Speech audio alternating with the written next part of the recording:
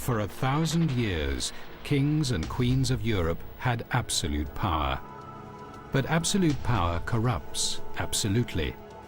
Greed, revenge, sex, madness, witchcraft, murder. Every monarch had their royal secrets.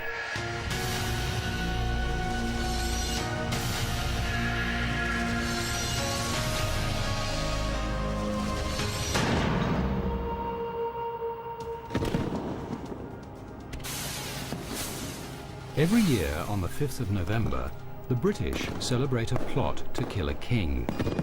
An assassin named Guy Fawkes planned to blow up Parliament and the king, but he was caught as he lit the fuse. Guy Fawkes was one of many assassins who have plagued royalty. Kings were constantly on their guard because anyone, foe, friend, or even family, could be plotting to take the crown. Most murder attempts failed, but the debauched Edward II of England, French peacemaker Henry IV, saintly King Wenceslas, all had a date with assassins.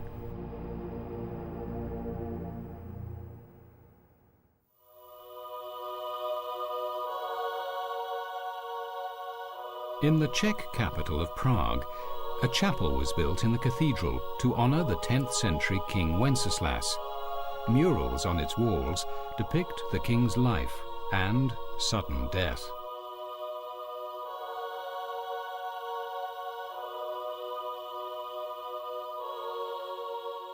To this day, the Christmas carol Good King Wenceslas celebrates the king of what was then called Bohemia.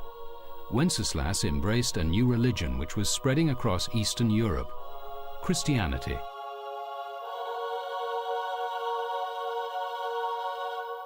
The arrival of Christianity tore families apart in the kingdom. Many still worshipped pagan idols.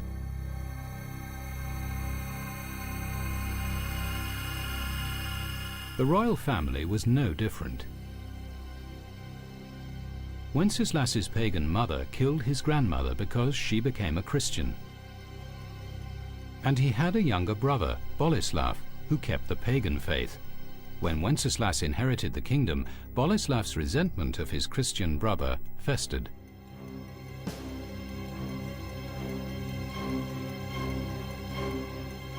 Wenceslas was so devoted to the new religion, he took a vow of chastity, guaranteeing he would never have an heir.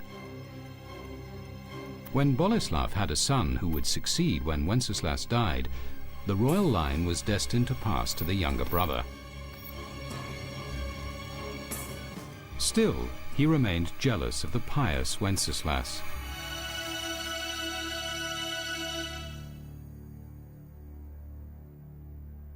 Suddenly, in the autumn of 929, Boleslav declared he was converting to Christianity. He built a church and invited King Wenceslas to attend its dedication. The king was overjoyed at his brother's turn of conscience. He left the capital Prague to travel to the new church at his brother's stronghold, Stara Boleslav. The younger brother gave Wenceslas a warm Christian greeting when he arrived.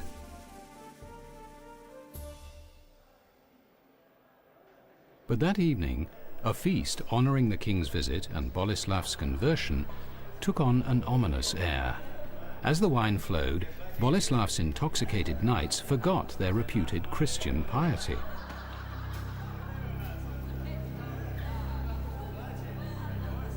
The drunken knights grew boisterous and then turned abusive as they insulted Wenceslas. His brother Boleslav did little to restrain them. Tension grew as the knights stood with unsheathed swords, but King Wenceslas's guards challenged them.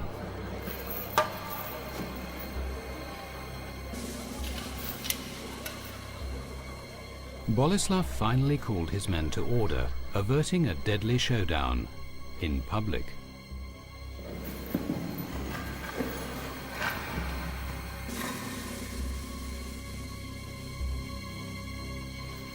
When Wenceslas got up to go to bed, the drunken knights crowded around, menacing him. The king mustered all his royal authority to force his way out.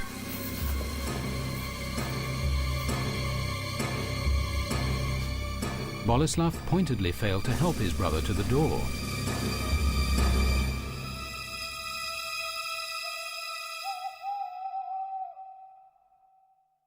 Boleslav's new church was to be consecrated the next day. The devout King Wenceslas rose early to pray, then set out to the church. He was alone. When Wenceslas got to the chapel door, it slammed shut and the bolts were drawn. Wenceslas grasped the door handle, seeking sanctuary in the holy place, as Boleslav's men surrounded him. The men grabbed the king, dragging him to his younger brother's feet. Boleslav raised his sword and declared, "Yesterday I served thee as I could. Today, behold how brother serves brother."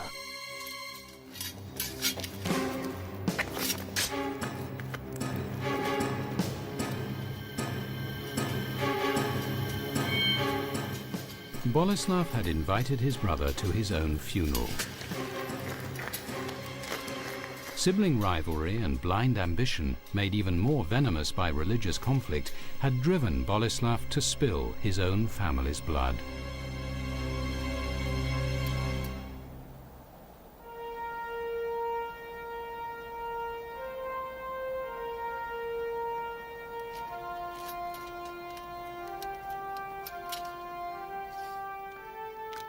With Wenceslas dead, Boleslav seized power and vowed to rid his country of the new Christian religion.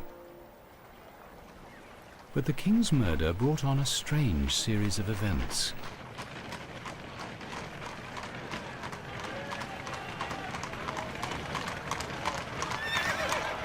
When the horse-drawn hearse bearing Wenceslas's body entered Prague, the horses suddenly stopped in front of the main prison. The driver whipped them on, but they wouldn't budge.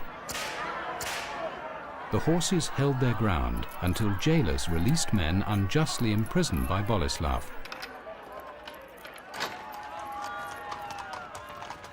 Only then would the horses move on.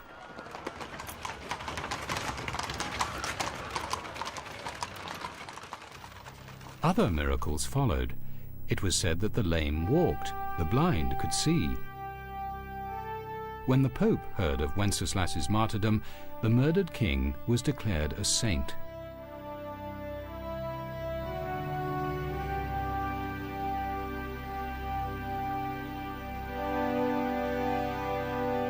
The church then put pressure on Boleslav to show respect.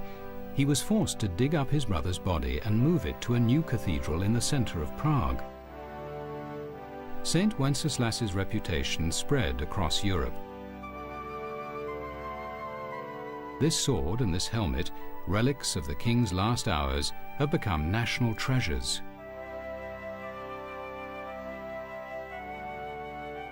Boleslav's ambition to grab a place in history failed, as Bohemia became a Christian nation, and Wenceslas became its patron saint. And every Christmas, children sing carols about good King Wenceslas, not about his murderous brother.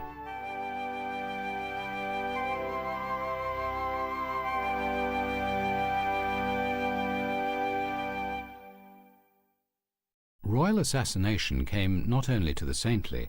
The evil sometimes had their just deserts. Witness the saga of England's Edward II. This unpopular royal ruled in the 1300s. His tyrannical reign blooded by gruesome executions. Official word claimed he died in his sleep. So in the last hours of his life, what were the awful screams coming from his window?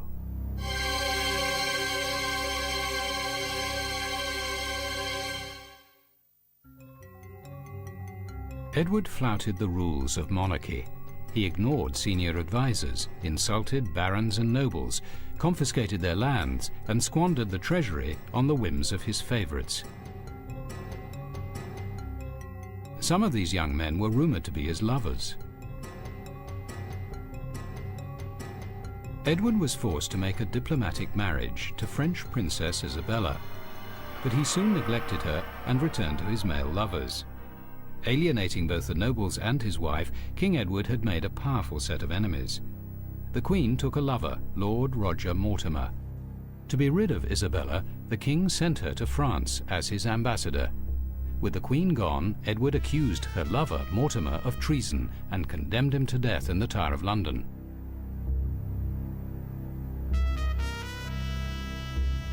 The night before his execution, Mortimer invited his guards to take a last glass of wine with him.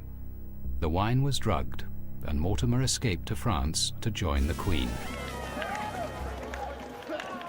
There, Isabella and Mortimer gathered an army of disaffected English nobles and returned to England to depose the king.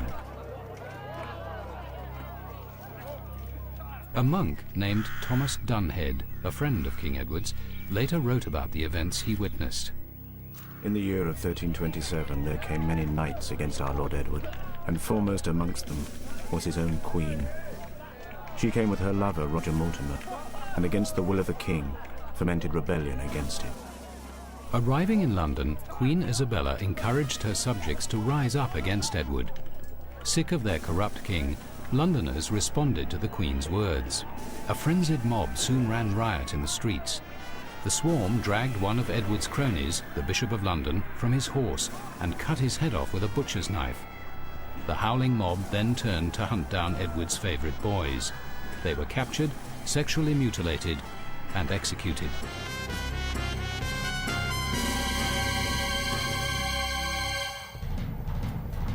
Edward realised all was lost and fled towards Wales, hoping to catch a ship to Ireland. But the Queen's men overtook him before he reached the coast. King Edward II was brought to Kenilworth Castle to face the fury of his barons.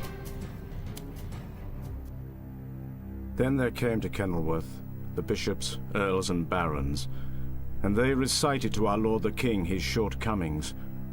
He quite freely admitted that he had governed badly, and with tears and on his knees he cried for mercy for this, and asked them to pardon him. As the king bowed his head, the Lord of Edward's court broke the royal staff of office, declaring the king's household dissolved. He threw the pieces at the grovelling king. Edward's abdication meant Queen Isabella could put their young son on the throne.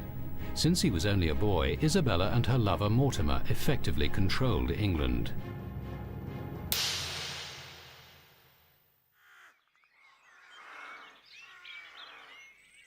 The disgraced king was locked up here at Berkeley Castle, while Isabella and Mortimer pondered Edward's fate.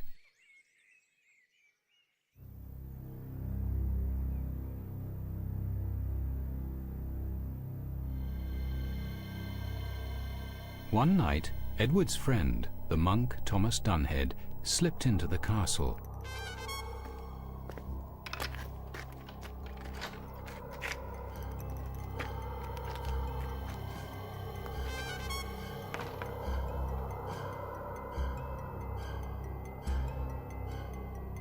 Under the guards' noses, Edward and Dunhead escaped.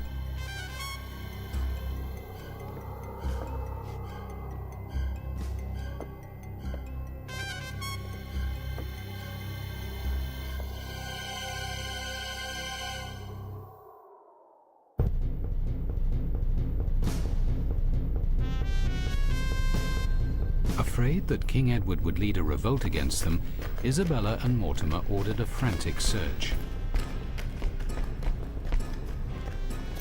Within a few days, Edward was recaptured and thrown back into the dungeon at Berkeley Castle. A hideous fate awaited him.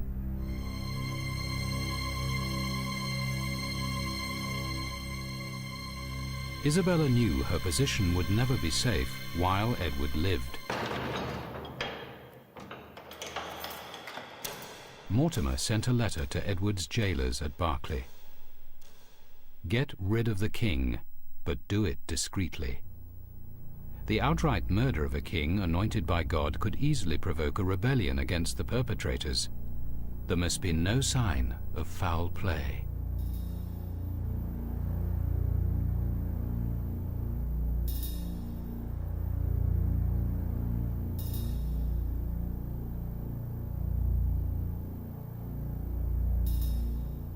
While Edward was kept in his cell, a pit next to it was filled with rotting animal corpses.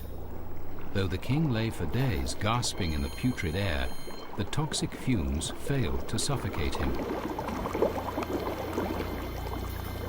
Another method had to be found. The solution the assassins reached was ingenious and horrific. The monk Dunhead described the terrible events. They came rushing in on him suddenly, as he lay in his bed. They thrust a red-hot plumber's iron up into his bowels, through a funnel put in at the fundament, burning thereby his inward parts.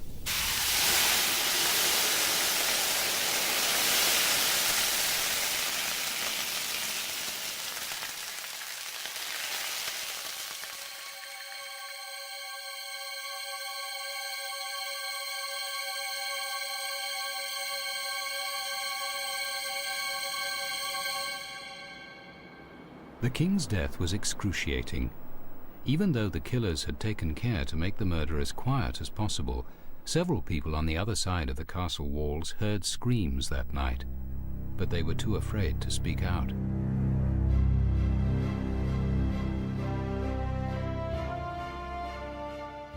The official announcement said King Edward died suddenly. As he lay in state, no visible marks of violence were seen on his body.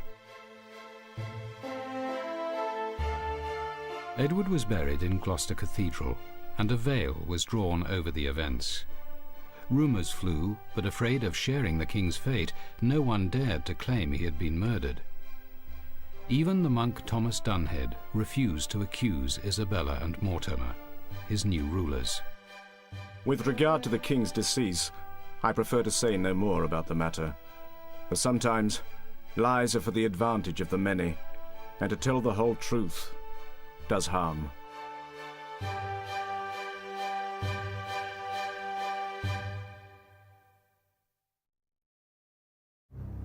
Edward II's assassination was a secret killing, but Henry IV of France repeatedly faced public attempts on his life. Ruling at a time of religious strife, Henry survived 19 assassination attempts by the time he was 53.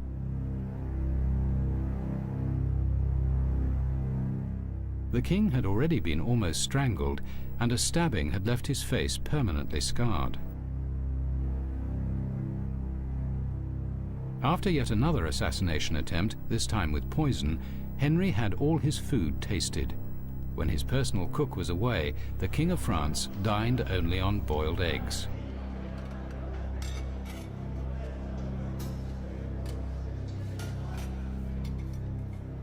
Religious conflict raged between Catholics and Protestants in 16th century France. Henry was a Protestant leader. His first marriage was to the reigning king's sister, who was a Catholic.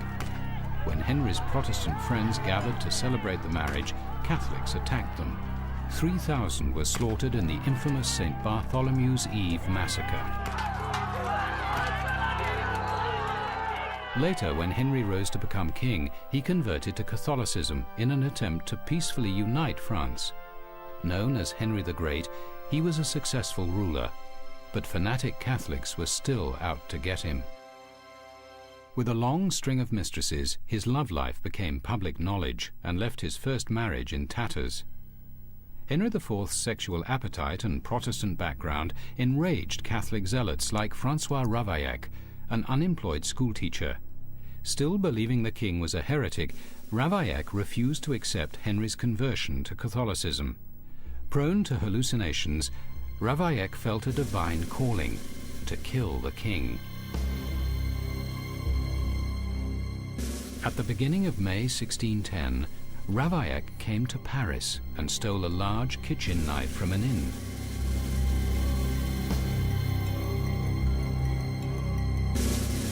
For days he stalked Henry, but he couldn't get past the king's guards. By Friday, May the 14th, the deranged Ravaillac was about to give up his mission when fate intervened. On the same day, King Henry was preparing to greet his second wife, who had been crowned in Rheims Cathedral and was to make a ceremonial entrance into Paris. A day of festivities was planned. That afternoon, the king set out to inspect preparations for her arrival.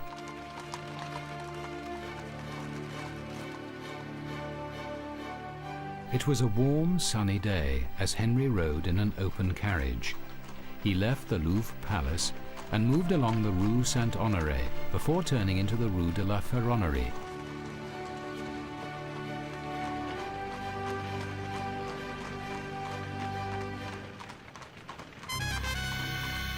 By coincidence, Ravaillac was walking down the same street at the same time.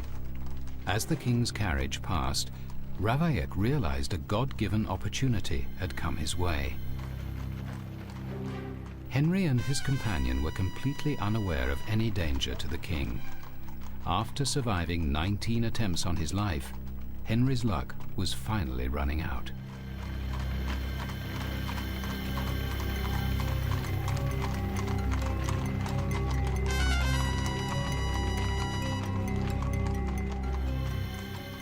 By sheer chance, the street ahead was blocked by a hay wagon. The royal carriage came to a stop. The king's security guards rode ahead to clear the way, leaving Henry unguarded. Ravaillac seized the moment.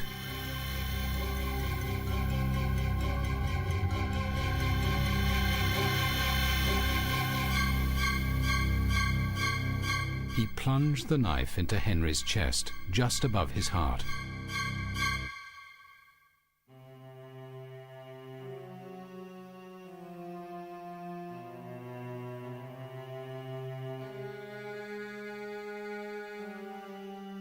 Henry IV died instantly, but his death was concealed from the public for fear of riots.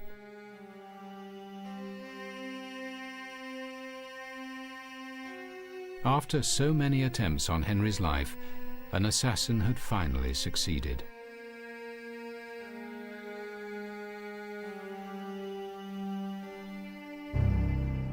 Ravaillac was taken for questioning to the Conciergerie, the infamous torture chamber of Paris.